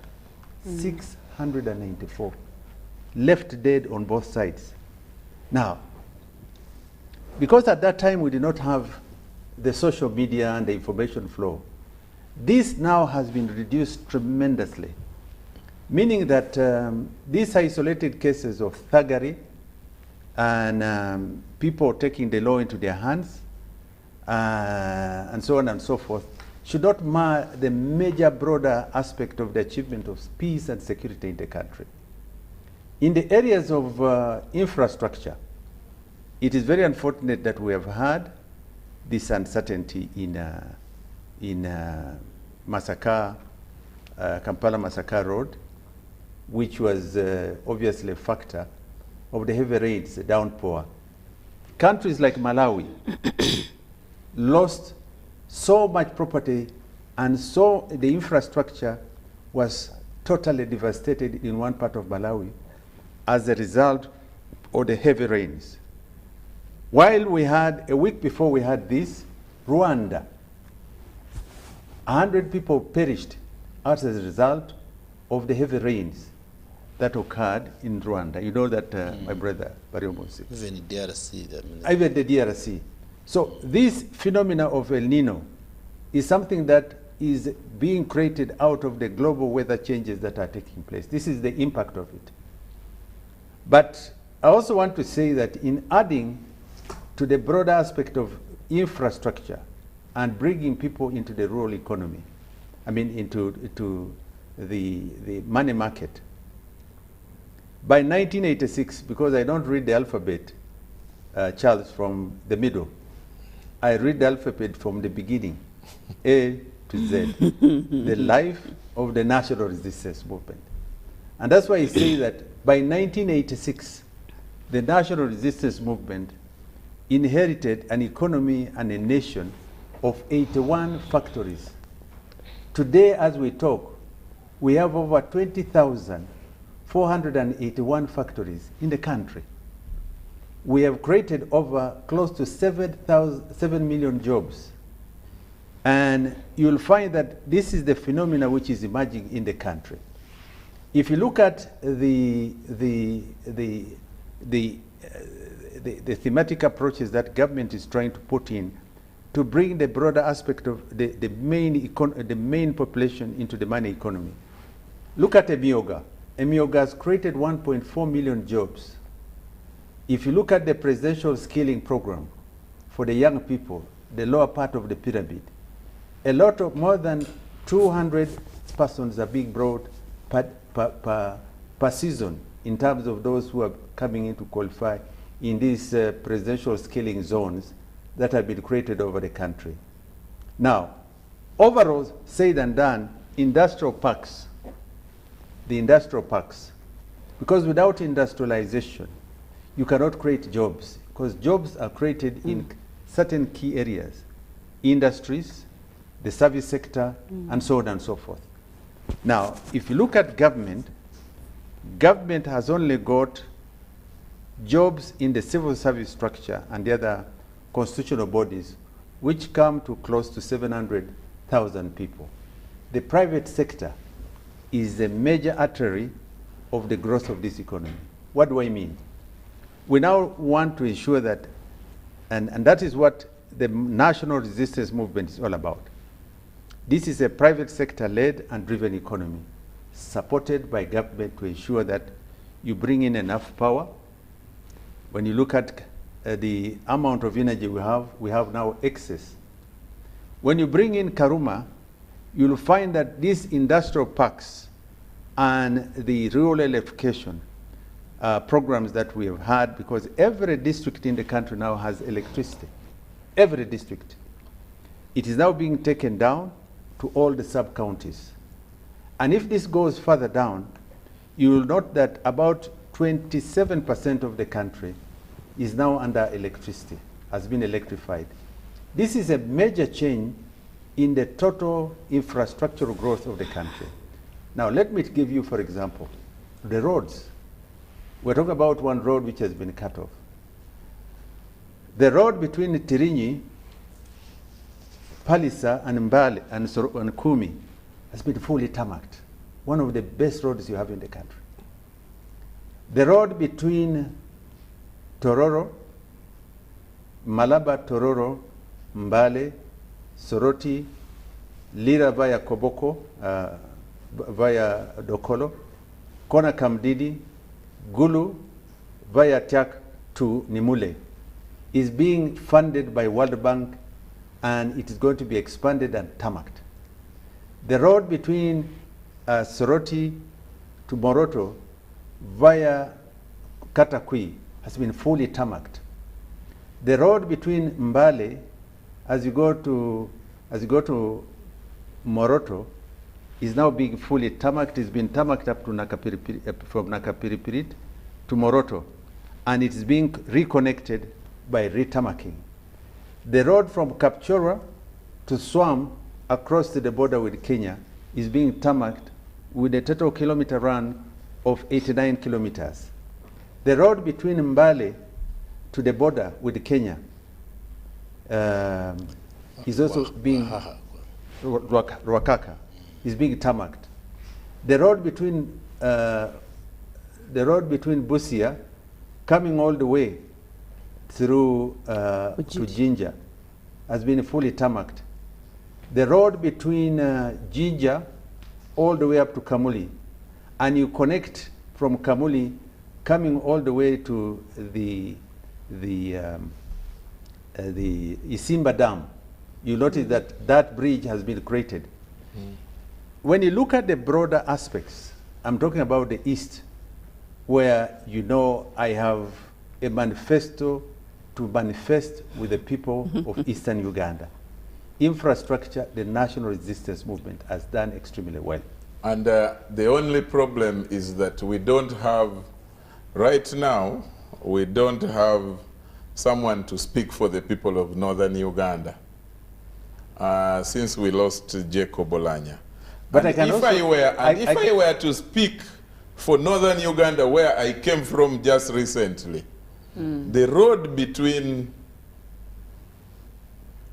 Konakamdini to Lira is not in a good shape. And it has been like that for many years. And it has been like that for many years. You can say that is a contractor's it is problem. being done. There's an arrangement. After the leaders really took it upon themselves, including threatening to walk on foot from Lira to Konakamdini, and then they decided to invite the president, and then something is being done. But if I were to tell you about the West Nile people, West Nile people, the road from Karuma, 107 kilometers to Pakwach, is one of the worst in this country. Then Nebi people are suffering from Nebi to Goli. From Nebi to Goli, I wish you could come. You, the leaders of NRM, from Nebi to Goli and going up to Voraside, it is terrible. Can you ensure that you start including it in your presentations? Well, let me say. We can do a dedicated program on roads in this country. We need to get time. To give it justice. And Kampala. And come down and we discuss road infrastructure.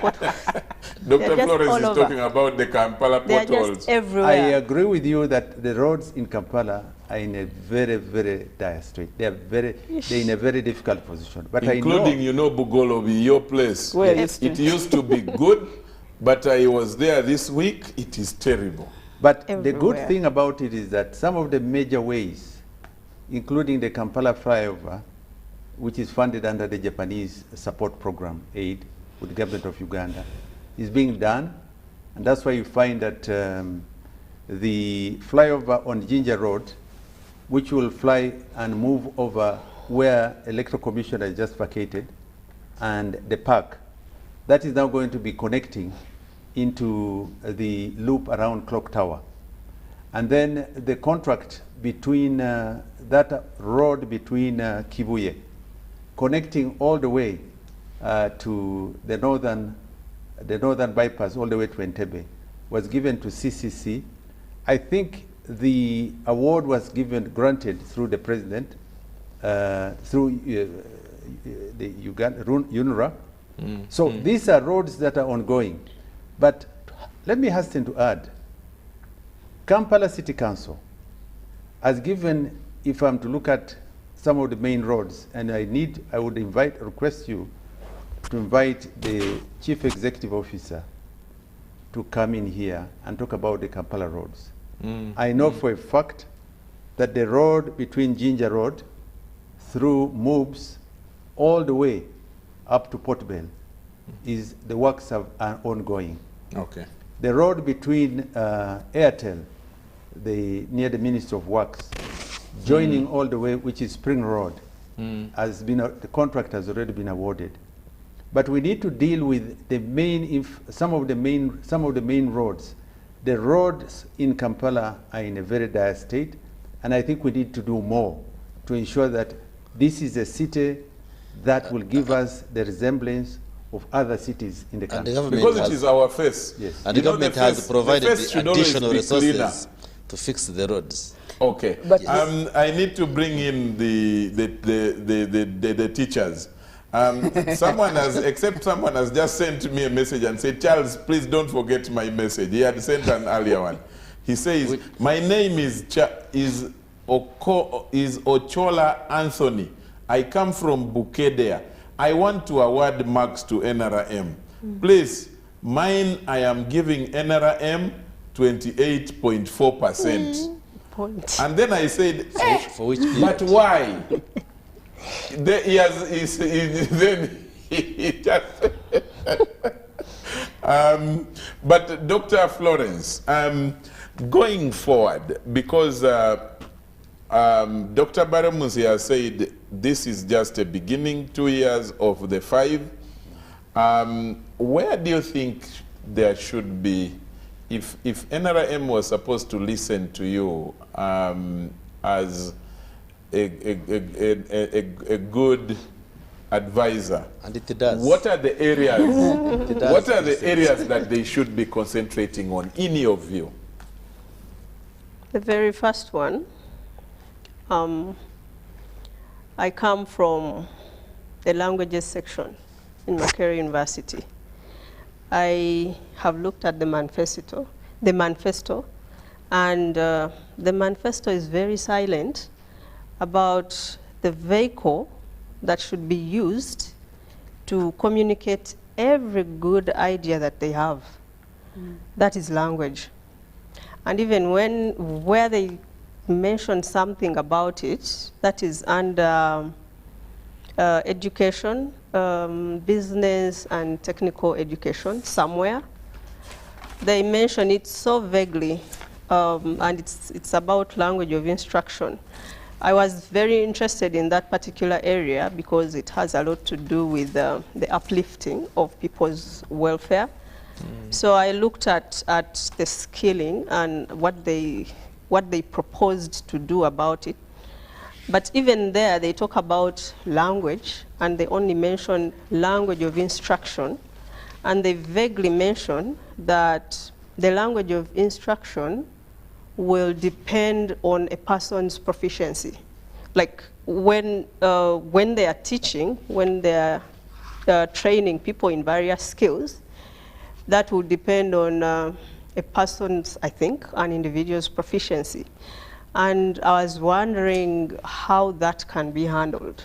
Because we know Uganda, the Ugandan society is a multilingual society. So I was wondering, if someone comes with Runyankore Ruchiga, high proficiency, they're going to get someone who is proficient in Runyankore Ruchiga to deliver that skill, to deliver that skill training to that person. And then another one who knows English will be handled in English. I did not really get it. So I find the manifesto really quiet about language, and I think this is a big challenge to the implementation of the beautiful ideas that are laid out in this manifesto. Language allows people to interact with the programs and also to participate actively. And the manifesto is in English. It was not translated. I remember it was brought, there was an idea to translate it towards the end of the campaign period, but it didn't go through. So it remained untranslated. So that means it remains a private document for the honorables, and they have to always struggle to talk about it, to introduce it, to explain it, and to show people that they're actually working on it, while the people they are talking to find it very strange, because they don't know what is in the manifesto apart from a select few who can read and understand English and are actually interested.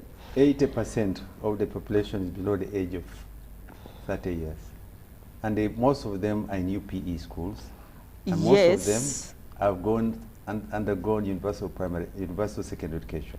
Yes. So it tells you that when you look at the literacy rates of this country, they are almost 94%.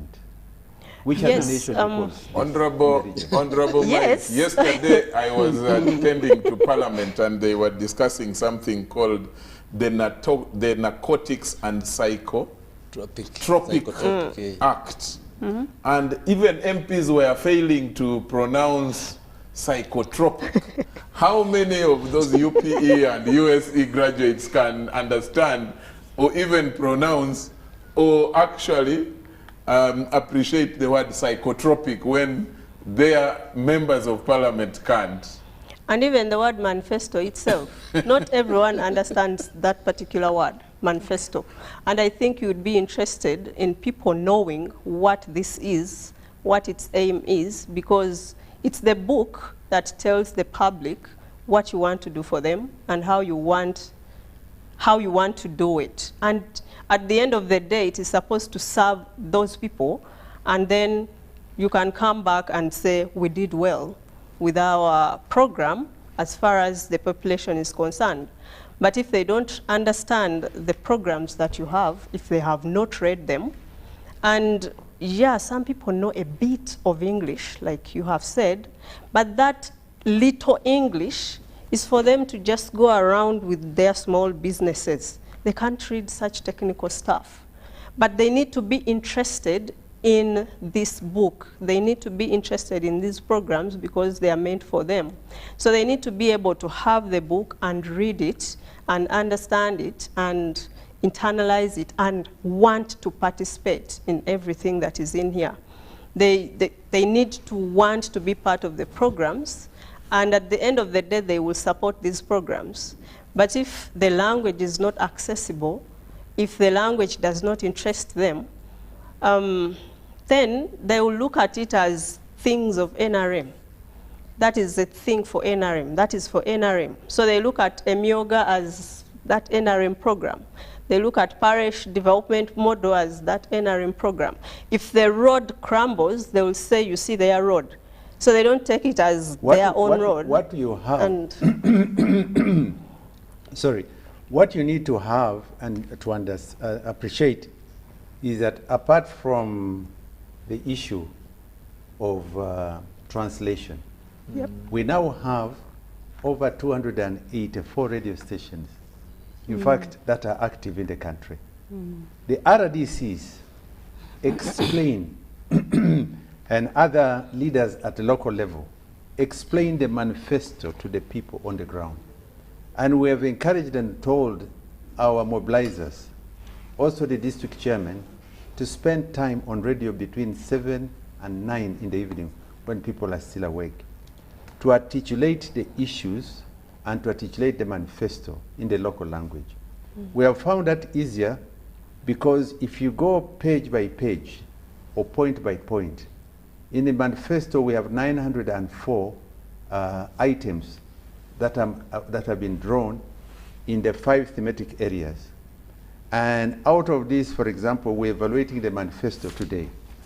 Out of these, we have had 94 that have been achieved. Now, the point is, if we have the radios that reach out to the people, because if you have to look at printing, how many books are you going to print in Luganda? How many books are you going to print in the other languages, which are 55, in order to reach out to the population of Uganda? And the reading culture. And the reading culture. So we have found it easier to have audio visuals, to have ways and means of communicating to people in a much more simpler way, and also address specific areas which are specific to their areas. Rather than explaining everything to the people, address, for example, TESO, the issues of cattle compensation. Talk about women empowerment, the youth empowerment. How do we address the factors of poverty and unemployment at the local level? This is what the manifesto manifests and captures in the 5 thematic areas. Yes. Everything he says is true, but not very many people listen to those programs that talk about the manifesto. And if I can give something that is relative or that is quite close, the Bible. We have so many preachers of the Bible in different churches, and when it comes to the Pentecostals, they even have interpreters. So they have English and who interpret it in their own style and but in their still, own interest. Yes, but still, the people at the top of the spread of the gospel find it extremely important to translate the Bible in different languages, and they are still going about it. They are not stopping, and they are not giving any excuses, because they know someone needs to have that record, and someone needs to be able to go and like make reference, their own individual reference at any particular time, without having to listen to wait for a TV program or a radio program. And then they'll become interested. So anytime I want to read about, to know about Emyoga, I can open my manifesto written in Luganda or whatever language, and I read about it. And then that would be more interesting to me than waiting for Captain Mukula to come and talk in very serious English, or someone at a local radio station coming to interpret this program for me. I may listen for just 2 minutes and get disinterested, and then go on to other things. Okay. But if someone has their own record, then it is easier for them to read and appreciate and always make reference to that record. Okay, thank you, Professor. That is point noted. Yes, point noted. But you are speaking to yourselves and us here in the studio, nicely English, but the person who should be following, where is Emyoga written about in this manifesto? Where is the place of parish development model? Where is the place, where is the explanation from securing my future in the manifesto? And how do I go about it? That person you are not reaching, even when they see the Bible. Reminds me, you remember the other joke on social media where there was a requiem, a book given, and the person was reading it upside down. The very old ladies were holding it upside down. They were also reading, and yet they had held it upside down, not understanding the message. Yeah. Professor, your advice to the guys who are leading us now going into the 3rd year. Oh, okay. Yeah, thank you very much. And of course, for us, we have come and talked. And you know, in academia, we do something like critique. After you've spoken to yourselves, you also need people from the other side to speak to you. So maybe one time you'll organize a forum where the 2 honorables will also have the other 2 honorables from the other side, and they will each assess each other. Maybe I have 90, another thinks I have 20. But anyway, where do we go from here? One of the things, you know, one of the things the manifesto commits to is job creation, wealth creation and job creation. And you mentioned this earlier around poverty. And of course, there are many things within that job. I think there are around 7 pillars or 8 pillars around the job, wealth creation, job creation aspect of the manifesto. And one of the things which looks like a low-hanging fruit might be the oil, because oil seems to be closer. We've been promised that by 2025, 26, or 26, 27 at the latest, the oil will be flowing in the pipeline. Of course, there have been some environmental concerns, but we've been assured that the pipeline is going to be very, very deep, and it's not going to disturb the ecosystem. We have also been assured that when that happens, our economy is going to more than double. So we hope if that really happens, as we have been promised, then we shall see more investment in the areas where we are struggling, okay? And probably that will sort some of the poverty. Why is this important? I know Captain Mike Mukula talked about 1986, there were around 20 factories, and now there are more than 20,000, and most of these are private sector. Private sector is good in that it provides money. It adds on money to run the economy. but the interests are not the same as what the state interests are. If you compare, for example, what the government has invested in rural areas, the private sector would never be there. If I've taken my loans to develop my business, I'm not going to put it to people who look like they will not have anything to offer me back in 5 years. And why this? Because government tends to have higher level commitments to its people. The social contract is between the citizen and the state. So there's some space that the state should not leave.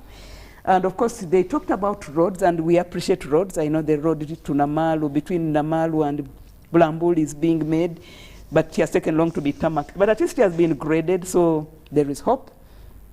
But I also am alive to the fact that these countries, that there are countries that have been better than us that have fallen apart.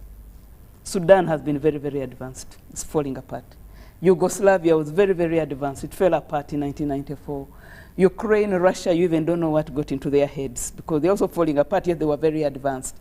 This brings into the aspect of human beings and the study of human beings. You know, the NRM has done a lot in terms of expanding access to education. And it's still expanding access to education as the honorables fix the quality aspects. And by the way, I want to say that the challenge is not just with UPE graduates. The ones we receive in the university are not UPE graduates, but they struggle with functional literacy, okay? Being functionally literate. There is being able to read and whatever, but making a text and being able to understand it and comprehension. And what we are complaining about as poor reading culture is because people were not equipped to read. Because when the schools became private, some of the subjects which were kicked out was reading. As schools became busy generating grades. Because if I've taken a loan to put up a school, I have to market the students as products so that I get more people. You have to reduce on the number of teachers. You have to reduce on how well you pay the teachers. Actually, most teachers in private schools are not paid during the holidays. So a lot goes on in the private sector. That's why we are happy that you want to strengthen the government schools, because the governments have other commitments and they have their own money. So what you're and now that's why you're seeing a lot of there's a proliferation of international schooling. The international schools, whether the James, whether Vine, whether I don't know, Kavira Club, they are trying to fit, because they're trying to fill the gap of what the elite private schools are not doing.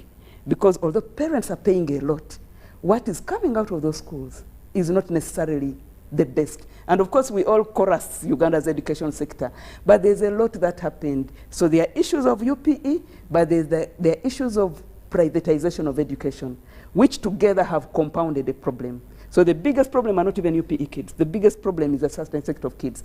But that having been said, we appreciate the expansion of education by working together with UPE and the whatever. There's nothing wrong with that.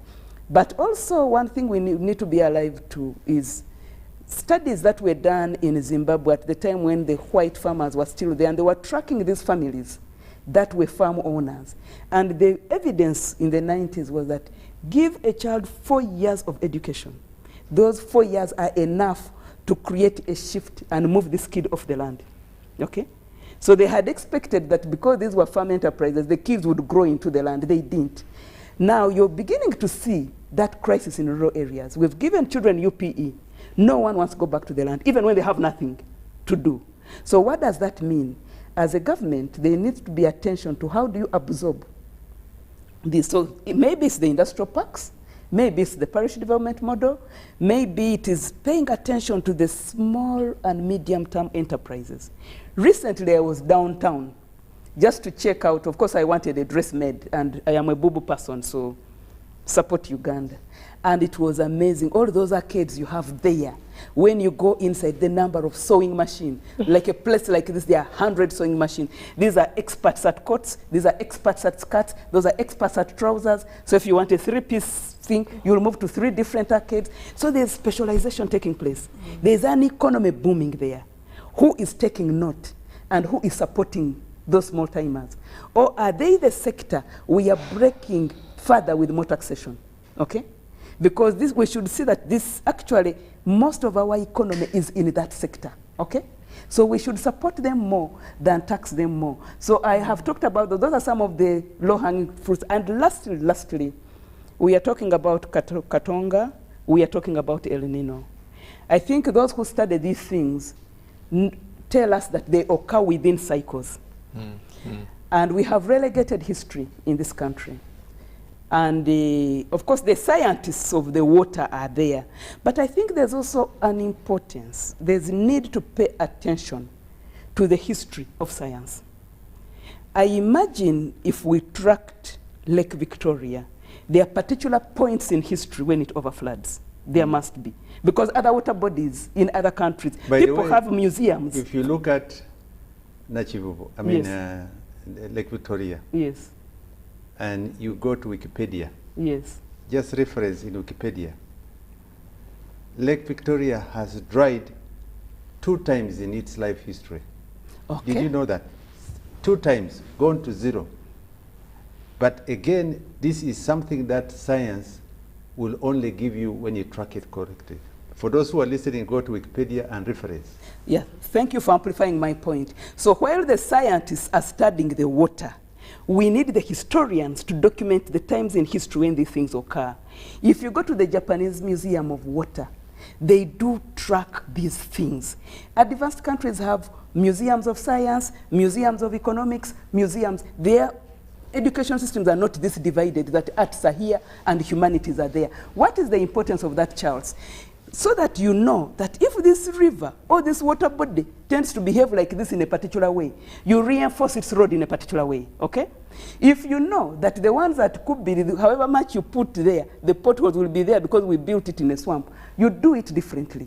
Then the ones you're building in Namalo and Karamoja, you also do them differently. So I think we need to pay more attention to history, and not just history of science, history of politics, history of revolutions, history of all these things, so that that will enable us plan for these societies better. As I have said, the more you educate people, the more they will leave their land, the more they will have aspirations. You're not going to tell an unemployed kid in a slum that don't admire a smartphone. I mean, Honorable Chris has provided the smartphones as a means of ICT.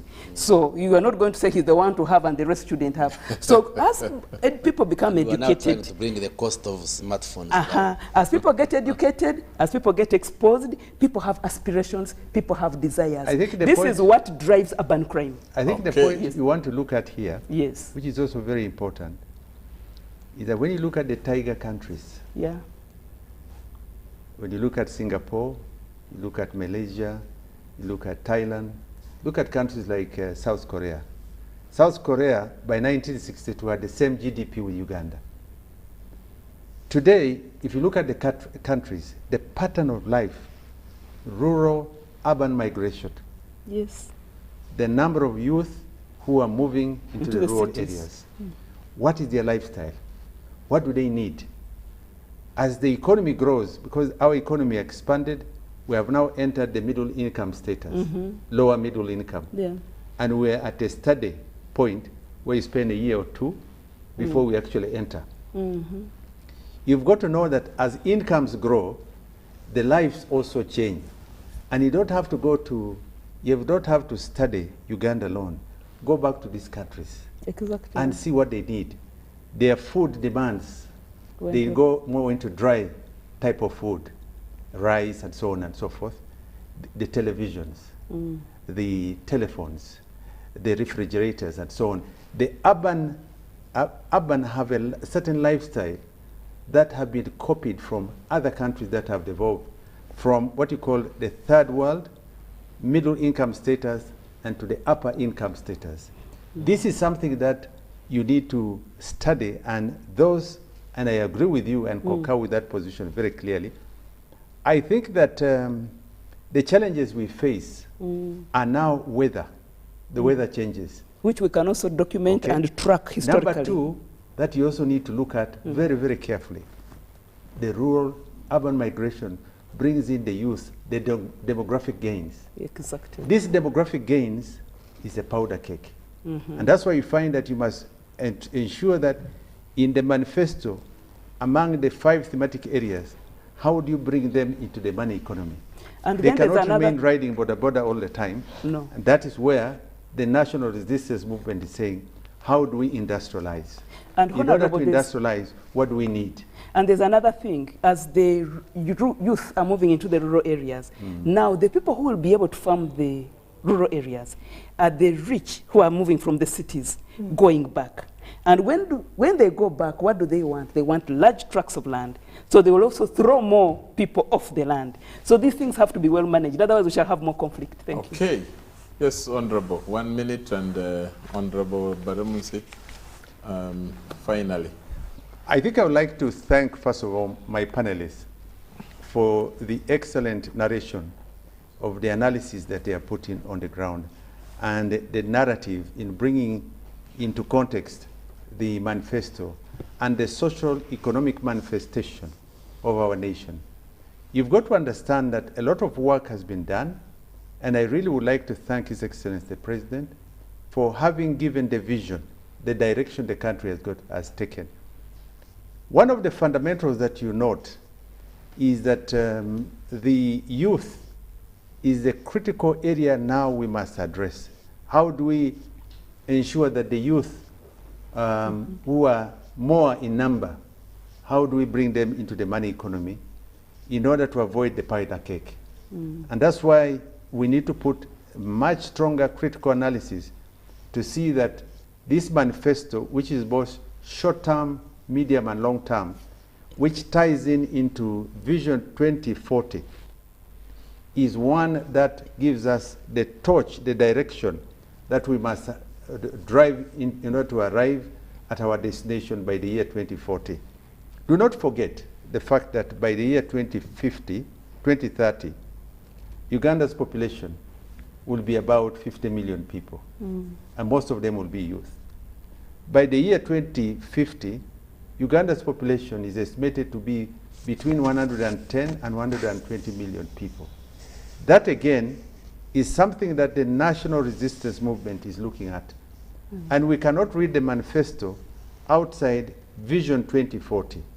And the listeners and those who are watching need to appreciate the fact that the national resistance movement is not looking at short term, not medium term, but long term, in order to tie in the country into the anticipation of a nation that becomes a nation within nations, and it is fully developed and inclined to the four core pillars of the national resistance movement. And that is one of being the patriotism, Pan-Africanism, social economic transformation, and democracy. Okay. This is the foundation of the party. Okay, thanks a lot. Finally, Honorable Baramusi, by the way, would you, 3 years going forward, 2 years done, would you change something about the manifesto or add something and say, I think given where we are, we should have added this? Yes, thank you very much. 2 years down the road, we think we are making progress. Challenges notwithstanding, as we have discussed. Yeah, definitely, much as the manifesto is written in black and white, there is nothing wrong with making adjustments and changing as you move along, because it's not a static document. Like now, the heavy rains have caused a lot of damage. You can't say because we didn't provide for this in the manifesto, you have to make adjustments and change. So there are things that you can change. At the end of the day, you achieve your goal.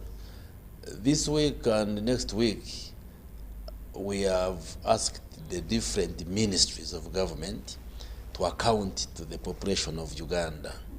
And we are addressing the public to show what has been done in the last 2 years. So please pay attention, and most importantly, we expect feedback from the public. And it is through that feedback that we can make adjustments and be flexible. Also at the local government level, we expect the RDCs, the LC5 chairpersons, and the local government leaders to also engage the public through our radios and other communication channels to speak to what has been done, and also expect feedback from the public. And through that feedback, we can make adjustments on what we are doing.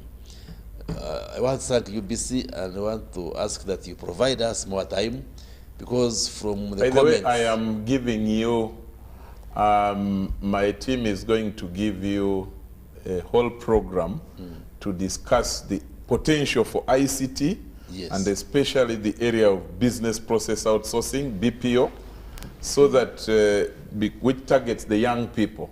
Absolutely. So we are going to give you the, most likely, I'll discuss with our team, most likely this month.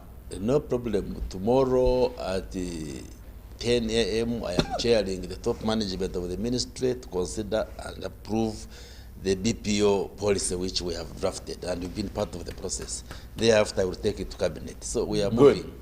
But I want to thank the viewers and people who have made the comments. Unfortunately, we haven't responded to each and every issue raised. But I want to assure the person who raised the concern about compensation in Teso, Lango, Achori, and Patrick Karamoja, that what delayed this program was harmonization of the lists of beneficiaries. Cabinet has discussed this matter, and the program is on. Maybe we shall find the time and bring the relevant government officers to speak to this program. So keep patient, it is coming. Good. So thank you very much, and thank you for hosting us, and I want to thank our fellow panelists for the engaging discussion we have had this evening, or this morning. It's already coming. Thank you. Thank you. Thank you very much. I want to thank our viewers most especially. They are the best thing that happened to a show like this, because without you, we cannot be.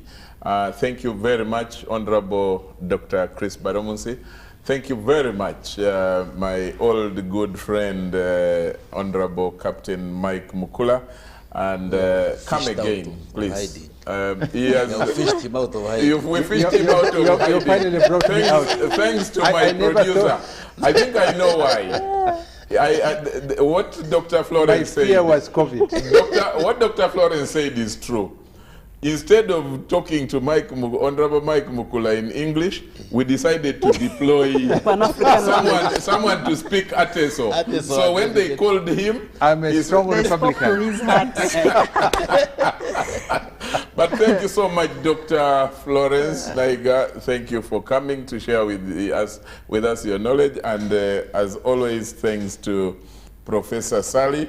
There is I wanted to keep this message for the last, because it as if it has confirmed the good panel that we had. This is someone called Kenneth Chamulesire in Fort Portal. He says, Charles, thank you so much for tonight's Behind the Headlines.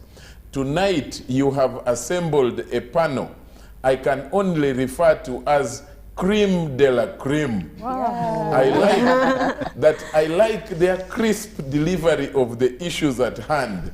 I'm looking forward to next week's Behind the Headlines. Oh. Now he has thrown the challenge to me. I have to get another panel like this. You can renew our contract. We want to thank him for appreciating. To football lovers, especially those of you and I who support Real Madrid, sorry, we have really been badly beaten. 4-0, oh my God, by Manchester City. Okay. We wish Manchester City good luck. For us, we gave up long time ago because we support Arsenal. I support Arsenal also. The year has not been good for me. But anyway, I think you better go back to Onduparaka. May I support Onduparaka? I will come back home here. Even Villa is beaten these days. Now I should better go and support Onduparaka. Bachiga are not known for playing football. No, they play the impis, the rugby.